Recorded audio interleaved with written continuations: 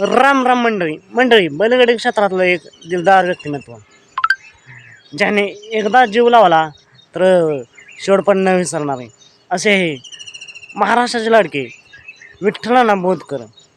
नानांचं आणि सर्जाचं नातं कसं आहे ते संपूर्ण महाराष्ट्राला माहिती आहेच. काही दिवसांपूर्वी सर्जा विठ्ठलानांच्या गोठ्यावरती होता. सर्जा आणि नाना दोघेही आनंदी होते, सुखी होते. पण काही कारणास्तव सर्जाला विठ्ठलानांचा गोठा सोडावा लागला आणि त्यानंतर तो दुसऱ्या गोठ्यावरती गेला. आणि तेव्हाच नाना आणि सर्जा एकमेकांपासून दुरावले. पण मित्रांनो, अखेर सर्जा आणि नानांची भेट झालेली आहे. ती कधी आणि कुठे आपण पाहूया. तर मित्रांनो, मागच्या काही दिवसात नानांच्या घरी पूजा होती आणि त्या पूजेसाठीच नानांनी सर्जाला आणलं होतं.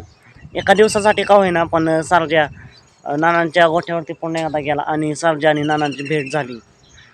तर हे नातं कधीही न संपणार आहे मित्रांनो. नानांनी जेव्हा सर्जा त्यांच्या गोठ्यावरून गेला होता तेव्हा सांगितलं होतं की जेव्हा सर्जा पळायचा थांबेल तेव्हा माझ्या गोठ्यावरती त्याला आणून सोडा, मी त्याची समाधी बांधेन. असे हे दिलदार व्यक्तिमत्व विठ्ठलाना बोधकर. तर सर्जाचे नवीन मालक यांचं सुद्धा कौतुक केलं पाहिजे. त्यांनी एका शब्दासाठी सर्जाला नानांच्या घरी घेऊन गेले. मित्रांनो, सर्जा आणि नानांचं नातं याच्याबद्दल तुम्हाला काय वाटतं हे कमेंट करून नक्की सांगा.